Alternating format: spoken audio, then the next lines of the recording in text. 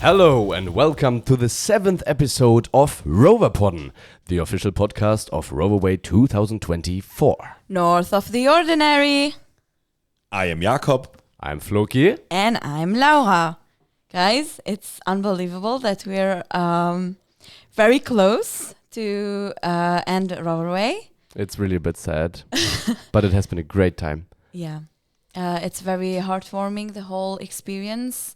Meeting new people, making new friends. People like Jakob, for example, who was a total stranger for us. We didn't know each other before. We were just emailing each now other. Now I cannot imagine sitting here without you. And now we're best buddies. So today's episode is literally about what we have experienced, meeting new people and from strangers to friends. Exactly. So before we get into it, guys, I want to ask you, how was your Roverway experience and how do you feel about it ending? I mean, obviously it's sad. What were some of your highlights? Maybe just like super quickly go through them. I can say that I really didn't expect that I would be talking to so many people, even on every walk to the toilet. I just need to cross a few meters from building to building or from building to the toilet house, and I found people on the way that approach me. Hey, what are you doing? What's your task actually here on camp? And we start talking, and we usually can't stop. Yeah. It's beautiful. Yeah. Even when I go to bed in the night, I meet people on the path. Still, we talk about our different tasks, about our experiences, and I think it's an incredible amount of socializing here, which is unexpectedly beautiful, really beautiful. Yeah. It's really hard to go to bed. Yes, it is. Because you also don't want to miss out, and there's so many cool people to hang out with, and there's so many cool, conversations to have with others. And then at some point, it's like 3 a.m. and you're still there, sitting on sitting somewhere or standing on. And the weather is not really helping, Exactly. Like with the darkness. There's not much of darkness in here until I think 2 a.m. So you feel that at 11 p.m. It's still 8, and then it's 11. Okay, we should. For me, it's a crazy experience because Roverway for me was a dream that will never come true. But here I am, the team leader of the press and web, the podcast manager, the host of Roverpodden, and it's very heartwarming and heart aching a little bit that we're at the end, and all these amazing people that I have met all the way and still meeting every day. It feels a bit sad that we're gonna be apart soon, but I think that the fact that we have exchanged phone numbers, social media, we're gonna stay in touch, and we already started planning a meeting up again, which is amazing. Wow. Yeah. We're not the only ones who have had the experience to become friends from being strangers. We're going to hear from a few people today. And we have a surprise as well in today's episode. Yes, stay tuned for the surprise, guys. You won't want to miss out on that. But for now, we're going to welcome our first guest. She's going to be here very briefly, so stay tuned.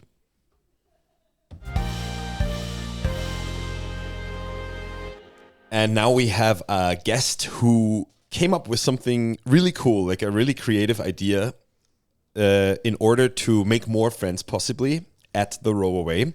Welcome, Anne-Mijn. Thank you for coming in today and talking to us.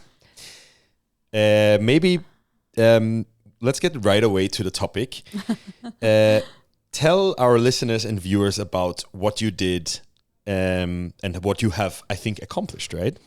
Well, it certainly is a lot. I'm a member of the Dutch contingent, and I didn't specifically had anything in mind to start swapping with, but it started at the path with just 3 to 4 badges, and I wanted to kind of try and test out myself, like how fast can scouting go? How fast can communication go? And that's truly, I think, something that I figured out while I was really working on that. And that's when the idea started to form, like, hey, I have so many already. let's try and get them all tonight. So it started in the morning and we ended at 9 o'clock at night. Wow. So just to get this straight, because I don't think we've mentioned this before. No. Within one day you collected how many badges? I counted 38 contingents currently. So all the contingents all the existing contingent in Roverway. Yes. Wow. And I did that within up and about 16 hours. So we could say you're a badge entrepreneur.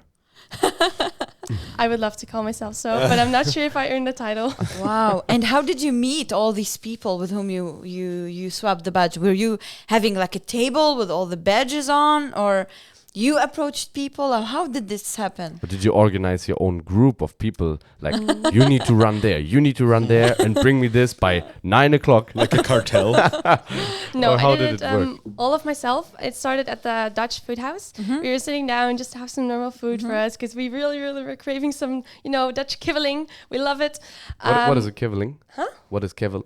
Kibbeling is the Dutch type of fish, and it's covered in seasonings. Yeah. And we love to get it for lunch. Okay. So we were just sitting down to have some, and we had our patches and everywhere. We were sorting them a bit, and out of the blue, a group of, I think, 8 nationalities came to stop by with us, and that's when the trading started. And the moment you have one person at your table, there's going to be more, because people will spot you swapping, and they would love to come take a look, or you start off a chat, or talk about the food, and that's how the ball gets rolling. And then a few hours later, you end up with even more people at the table, and that's how it continues. Wow, what a snowball. That's exactly what I was thinking. Yeah, super snowball-y effect. Yeah. Did you have that many badges from the beginning, or how did you make that work? Well, for the Dutch contingent, we were able to get 15 clogs and 10 contingent patches maximum. Oh, wow. So I had to kind of work my way to kind of get all of the badges to swap. Some people were kind enough when they heard what I was going to do with the patches to give me some extra contingent patches. So because of the kindness of others, I was also able to continue on swapping. And that really, really helped to achieve all of them. It's really fun because when I came here, I noticed I wasn't fully aware that it would be so much swapping going on. Yeah. And I'm sometimes just focused on taking pictures, or I need to go somewhere else. And then on the way, I see people approaching me. Hey, you have that scarf. Would you swap with me? I'm like, actually, And it's actually It's It's actually quite mild compared to World Scout Jamborees. Oh, like really? the sort of swapping. Have you been to one? Yes, Yeah. I've been at the World Scout Jamboree, and at the World Scout Jamboree, I've been managed to collect about 83 contingents.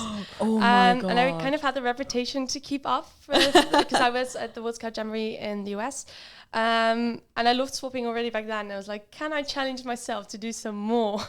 So you really are a badge entrepreneur. Yeah. I think You earned that now title. that you've said that's that, sweet. yeah, you definitely have earned that title. That's crazy. 83. Yeah. Yes. Wow.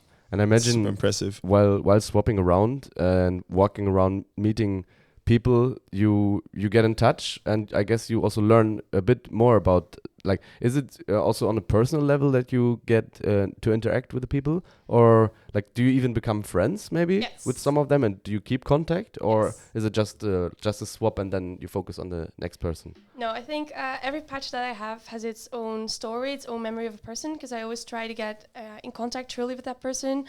Often you'll have a chat of 15 minutes or exchange on Instagram, give that person a number, or I even have written my number down on a patch for someone so they could continue to chat with me after. And I'm going to use the patches in my classroom where I teach in, and when I teach geography, and whenever I'm going to talk about that country, I will also think of that person and their memory and what I have learned from them. So That's that cool. was mostly the idea behind it. I got goosebumps. Oh, that's sweet. Yeah, that's amazing that you are able to recreate the memories, especially in your classrooms, because apparently you're a teacher, and that's also another influence to the students to your students that go ahead and try something new, and try the aspect of meeting people and from strangers to friends. And I mean, I was wondering about your scout uniform, Yes, you can, of course. which is like, are you also part of? Because I heard in that Netherlands, there are Sea Scouts, Air Scouts, and Land Scouts. That's correct. Which of the groups are you from? Well, don't tell anyone, but I am secretly a land scout. But I went to the World Scout Jamboree and I had 2 red blouses already. And the Dutch contingent said you either pick grey for the air scouts, blue for the water scouts, or the red one for the land scouts.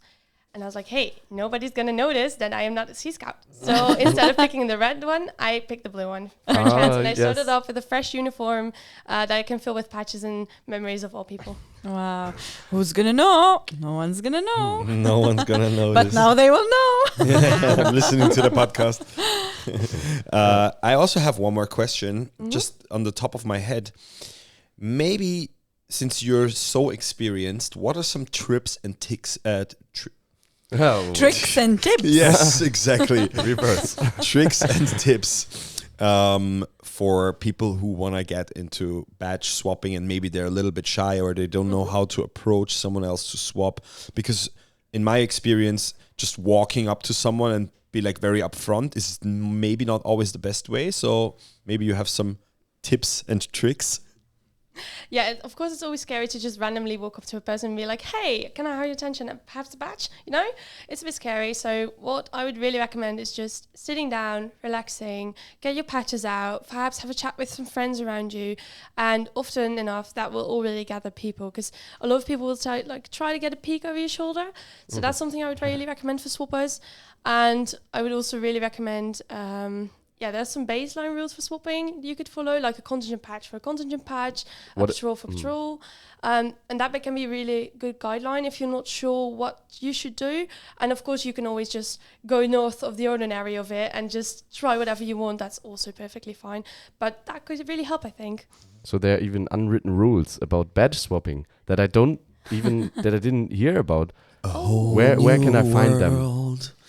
This is opening up to you right now, the world of swapping, Flóki. Yeah. Yes, I need to learn from you. You seem like a good well, mentor. You're more than welcome to. We learned them in preparation for the World Scout Jamboree in order to help us to manage some people who were very eager to get certain badges and to know what you're worth, and also to make sure that we all trade fairly because that's, of course, very important in scouting. Mm-hmm. Awesome. Beautiful. Thank you so much for coming in, Anne-Mijn. Thank you for having me. Been really cool to hear from your experience, and we hope that you enjoy the rest of your time here at Roverway. Thank you. I certainly will. I learned a lot, and I learned about the new world that I'm now eager to discover. Yeah. And let's carry on. And we're back with a surprise for our listeners and to our viewers as well on YouTube. Normally in How to Norway, we have Hannah and Torgeir making the How to Norway segment remotely. So we were never together, but this time we have them with us in the studio. Live in the studio. Hi, guys. Hello. Hello, it's nice to be here. Yeah, it's nice to have you as well. Yeah. Should we get right into it? The first question would be how we know that you have been involved always in How to Norway. You gave us incredible insights about Norwegian culture, really fun parts of the episode that for sure everybody loved. Fan favorites, so to say. Fans' favorite. We were very much laughing at the jokes. Every time I also enjoyed it a lot listening to it. But now we're here together in one room. So I want to ask you, how was the process for you of recording that segment for every episode? For the first, I love settle down with Torgeir every Sunday and prepare the How to Norway. That was really nice. And I also have learned a lot new things about Norway, things we didn't know, like the food and something about 17. Mai. So for me, it has been very nice, and Yeah, there's been some long evenings. I always thought we were more of the improvising types, but this was really prepared, and all of the jokes were like spot on every time. They were really spot on, and I was questioning, how did you come up with these jokes? Was it just in the moment, or No, it's just in the moments. I'm joking too much. I think this is the Norwegian humor that people talk about. it's in Torgeir heads. Yeah, all of it. I'm just sometimes I was impressed about how bad the jokes were in a good way. You know what I mean? Oh yeah, I they're love really it. bad. I like love it. nobody should laugh at them. No, don't do that. It's not funny. But you can also have the worst kind of jokes. If as long as you deliver them correctly, it's still going to be funny. And I think I know the two of you the worst out of everyone here. And even I noticed that you two are super fun people. Like you're just like you have that goofiness up there, and that makes it much easier to make jokes also on a podcast. I think It's also quite nice working as a team because we have the goofiness and the jokiness, but still we can get some serious things into the pod as well, and that's what I like about working as a team with this How to Norway segment. And it has been a lot of jokes that I have told Torgeir, no, we are not doing that joke. Whoa! Thank you, Hannah. yeah. I'm so Thank you. curious to listen to the extended version, to the raw uncut. yeah. Wow, how would that be? Incredible. Maybe because it's the last episode, we can hear one of them. No, they're all gone. They're We all just gone. scraped off the tip of the iceberg, and that's what's left. And have you two already? Have you worked together in a previous camp for some shows or for some podcast segments, or how did you find together, and how did you find out that you can work so well together? That's actually a really good question. Like Hannah has worked a lot with podcast and been a little bit up in the media part of this scouting. The show business, you mean? Yeah, not the show business, or maybe. Maybe, yeah. But they asked me if I want to be on the stage, and then I need to find me a partner. And I was thinking for a long time, and then Torgeir come into my head, and I just think Torgeir was the perfect guy because he's so on earth, and he's funny, but yeah, I think he was the perfect guy. And I asked him, and he was you say not yes. No, I did not say yes. I was like, oh, this is too much work. But then it was like, 6,000 people? Well, I did not say yes. It was a long time to get you to say yes. It really had to convince me. But there were like 2 points that was really good. Like the stage, of course, is really cool. But also, I thought that working with Hannah could be nice. Yeah, it has been really nice. Yeah. I was just about to ask you guys, because you didn't only do How to Norway on this podcast, you have also been now hosting 2 big campfires, tonight being the third and last one. How was the process for you guys to prepare for that? I mean, we saw you here preparing a little bit, but maybe you can give the viewers and listeners out there also an insight. And how do you get ready for a ceremony, a campfire like that? That's a really good question. Like the start of all of this is like the people behind it. We're just the people on stage. We don't do anything other than standing there and talking. But we started out with this really long weekend in Oslo, and we gathered up all of our speaking points. Like, oh, this is cool, and like, what if we do it like in The Lion King, and what if we have some really cool jokes? We need some chanting. We need some songs. Everything just write down on the paper. And then we went to the theme of the Roverway, North of the Ordinary, and like, yeah. And then we have meetings every Sunday for a half year, I think, and make the manuscript and thinking about what can work, what cannot work. I say a lot of no to ideas from Torgeir. And I say a lot of yes. So at the beginning you said no, but then you said yes. Yes. To many things. No. To many things. I was like, when you had all of the ideas at place, we were just like putting them together, sewing a little bit, like what would work. And then I was like, this could work. And I was like, no. But I'm really glad for all the work we have put behind it, because when we are on the stage, we can feel that the manuscript is ours, because we have make everything by ourselves. So that makes the word on the stage ours, and that feels more safe, and it's from the heart. Yeah. You take ownership and pride about the script. Oh, really? Like, it felt like we have written the script and we have written the campfires, but everyone else is making it work. And it looks really, really cool. Like it's just as we imagined. I'm really looking forward to the closing campfire. I think it's going to be something else. We've heard that Sure, it's going to be epic. So. It's going to be epic, awesome. definitely. Yes. And it's the Norwegian way of doing campfires. So we hope that the participants, when they come there, they will feel like they're invited in around a small campfire, sitting with us and just enjoying themselves to the fullest at the last evening. Very nice. Yeah. I remember the first time we met. It was in the first Markham gathering in I also February. remember that. And it was interesting to get to know Hannah and Torgeir and try to compromise and find things in the middle. It was interesting to work with you guys.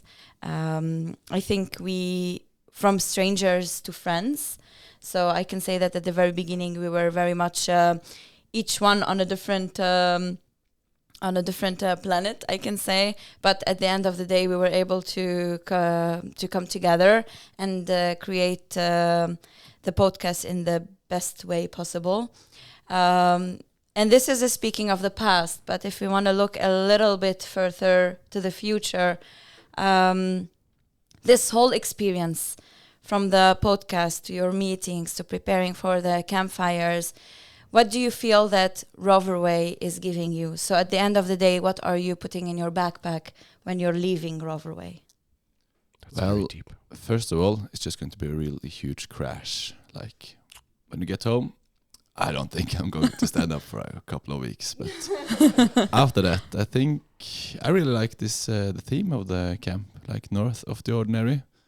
Living the ordinary life is quite easy. Just get up in the morning, go to work, eat your breakfast, that sort of stuff. So like just have a little bit of reminder that we need to do something more to strive further, to be a little bit more north than just the ordinary thing.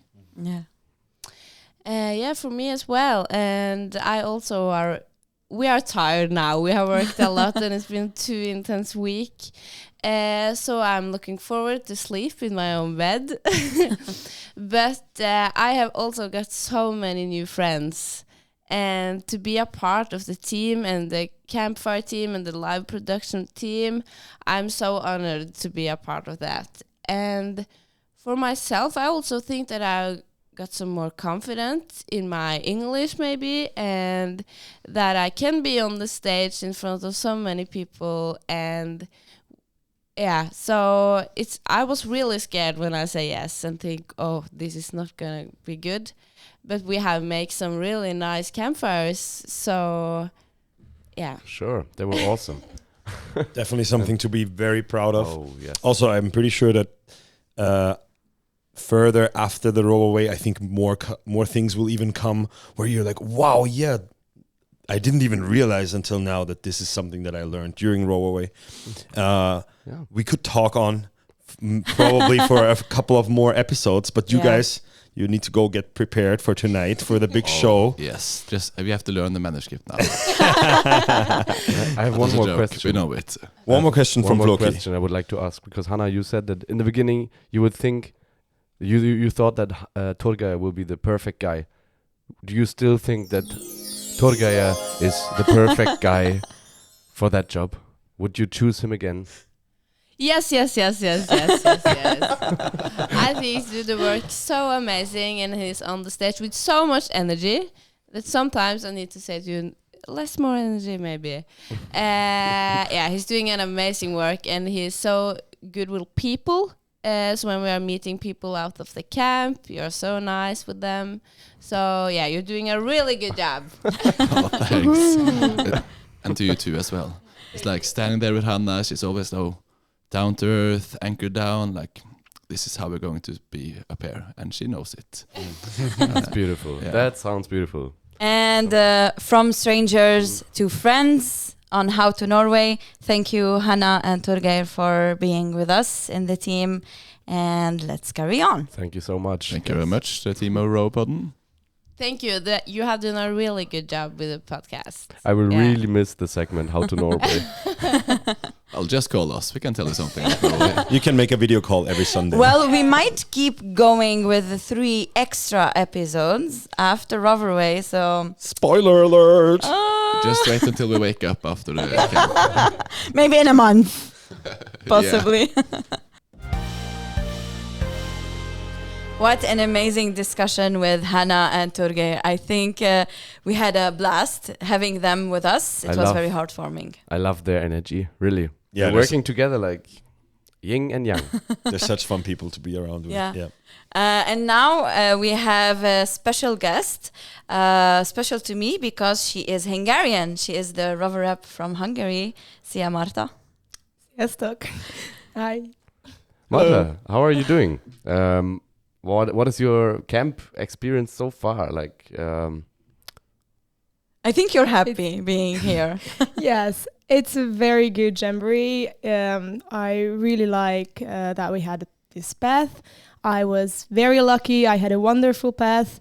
I'm very grateful for the organizers. We had a very nice program. We were climbing mountains and canoeing, and I really enjoyed it. And now that we are in the main camp, it's maybe it's a bit more similar to other type of jamborees. And I also enjoyed a lot because I met a lot of people, and I think I haven't been to any of the actual activities. I was just talking with people all the time. Wow. But that's where the true value lies also. You don't necessarily only have to go to all the activities. Sometimes it's just those smaller moments and the connections that you form with people.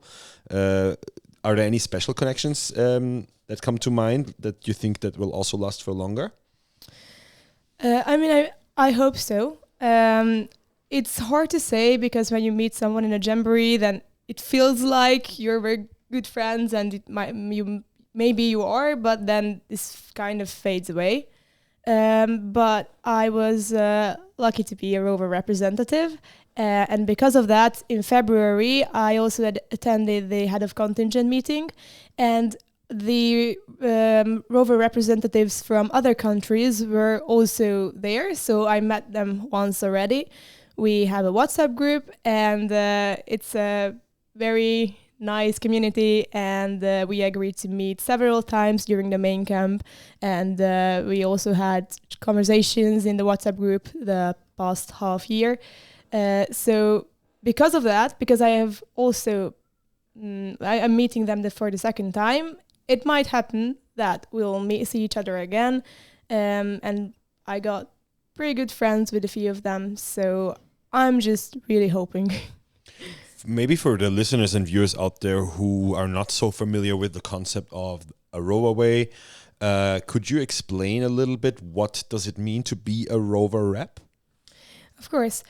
A Rover representative is a person from the participant age of the Roverway who were asked to be representing their country's participants for the organizers and give some kind of feedback on how things are going from a participant perspective. And it meant that we went to the head of contingent meeting. We had online Rover rep meetings. They asked our opinions about the merch or smaller things that could which is important how our age thinks about. And apart from that, it was just a very good experience for us because we could meet each other even before the jamboree. And from my perspective, in my contingent, I was kind of an unofficial CMT member, so I was also helping out in the contingent's work. This also meant that since I was in the head of contingent meeting and in several meetings, I knew a lot of things about how things will be on the jamboree. And I could answer some questions for the other participants. And for the listeners and the viewers who don't know, what does a CMT mean? It means Contingent Media team. Management, So, actually. management. Central management team, Central as management. Really? Okay. I know. Yes. So we have differing information here. Should I say something thought- else now? Yeah. Think of something real quick. CMT, Flóki. Crazy master of. Time. I think No, I that's think more accurate. As far as I know, it's contingent management team. But Yeah. something around there. We might add it to the show notes or something like that. That's what I usually say. Yeah. You mentioned that maybe one of the best parts for being about being a Rover representative probably was the bonding moments with all the other Rover reps from other countries. And you said that you formed kind of a friend group now, and that you might keep up meeting in the future. And coming from that role, do you have any aspirations of where do you want to go next in scouting, and in which role do you want to take for the next camps? Of course, I have many plans. Aha. All right.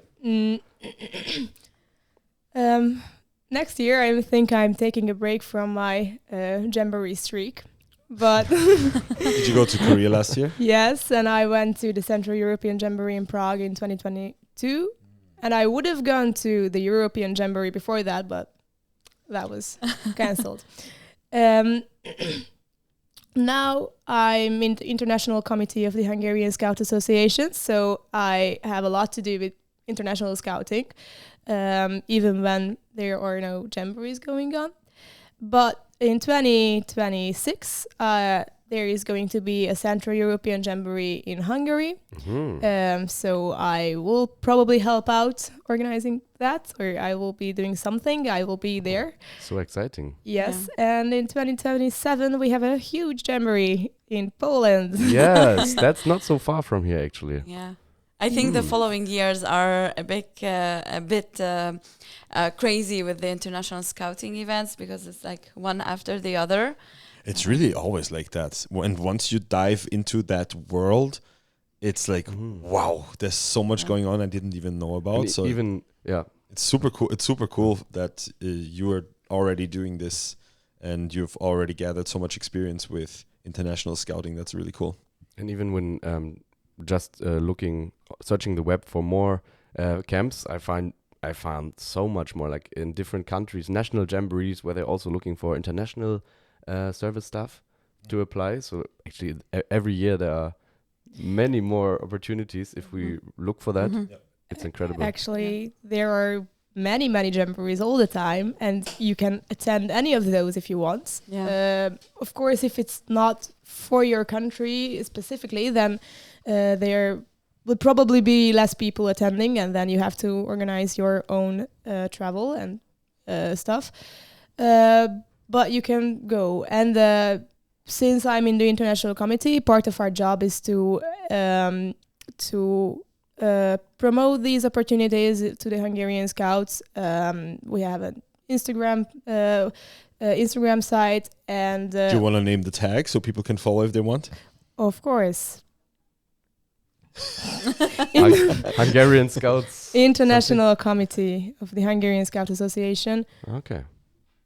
If you type that in, So you it's will find it. the Cserkész Magyar or something. Magyar Cserkész Szövetség. That's the Hungarian Scout Association. So I learned some Hungarian. You know, I know just the word szia, and I know Vízi Cserkész. I think which are the Hungarian Sea Scouts, right? Yes, it is. Laura taught me well. Should I add the words that I know in Hungarian? Well, Please. go ahead. Enno köszönöm and egészségedre, which I think means cheers. Yeah. Very nice. Awesome. Very nice. Yeah, we got interrupted a little bit there. got carried away. But I wanted Such an to interesting add something language. to that because also what I did for the first time this year, I was traveling to Sri Lanka, and randomly I found out that there was a jamboree, a national jamboree in Sri Lanka with 12,000 scouts. Wow. So I basically just became my own contingent by just asking them if I could join the international service team, and they were like, yeah, sure, no problem. So depending on the country, sometimes the structures are very loose, and it's definitely worth to just ask. Yeah. The worst that can happen is you get a no. Exactly. But usually Probably within won't. guiding and scouting, yeah, because people are so friendly and they're so trusting, and so if you think there might be an opportunity out there, just go and grab it, I think. Oh, I have one story about that, if it's fitting. Story time. All right. I went to unexpectedly to the Ugandan national camp, and I was just also walking around with my camera, taking some pictures because I was interested, and it was really like new things for me that I saw and interesting settings. And then the Ugandan president, Museveni, visited the camp because he's an official patron of the Ugandan Scouts. And in the end, they saw me with the camera. They said, come here. And they checked my whole camera. Now I have a sticker with the Ugandan security badge. They wanted to check that this is no weapon or not any dangerous stuff. And in the end, I ended up being in the middle of the field between the president and all the scouts that were marching and had the show, taking pictures of the Ugandan president. That was very unexpected. Also, as you said, like sometimes it's things happen and it's possible to be part of it also. And with that, from strangers to friends, Márta became friends with the other Rover reps and, of course, other participants. And I really hope that you'll be able to see them again in the future. At other jamborees, at other scout camps. Yeah. Yes. Actually, I did meet a person here who was in the Central European Jamboree in Prague. And it was very nice because this jamboree is not that big compared to Korea. It's much easier to bump into people. And fun fact is that that person was also in Korea, and we wanted to meet, but our campsites were kilometers apart, so we couldn't. But here in the opening ceremony on the first day, I met her, and I'm really glad. Beautiful. Amazing. That's amazing. Ending with this story, thank you very much, Márta, for being with us. And I also hope that, thank you very much for being with us. But I also hope that we all meet each other again. Yes, we on will. Future camps and we scouting will probably next year on the National Norwegian Jamboree. Kashanem. Thank you very much.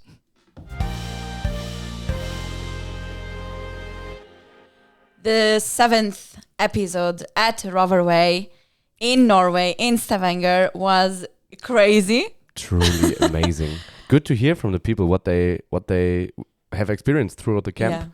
Yeah, and also super interesting to find out how many sort of ways there are to get to know people. We heard about the badge swapping. We heard about becoming a Rover rep and taking up responsibility or a role that makes you more responsible, which also helps to form connections. And then, of course, we had the amazing segment with our beloved Torgeir and Hanna. Yeah. It was amazing having them really in person for the first time. Finally. Recording with us, Roverpodden. Yeah. Yeah, and that's a wrap for today's episode. I was going to say join us next time. We will. We are going to have a next time. Oh. What? But wow! After Roverway, there will be the Overway. Overway. What? Overway? Yes. Oh my God! It's so smart. The spoiler alert that we had earlier is a dream coming true for a lot of people. So we just started a podcast and we just can't finish. No. We have so much fun with that. So catch us in the following episodes to get to know how these strangers became friends and stayed friends. And we're going to definitely hear about the behind scenes of Roverway. This was it. That was it for today's episode. My name is Flóki. My name is Laura. And my name is Jakob.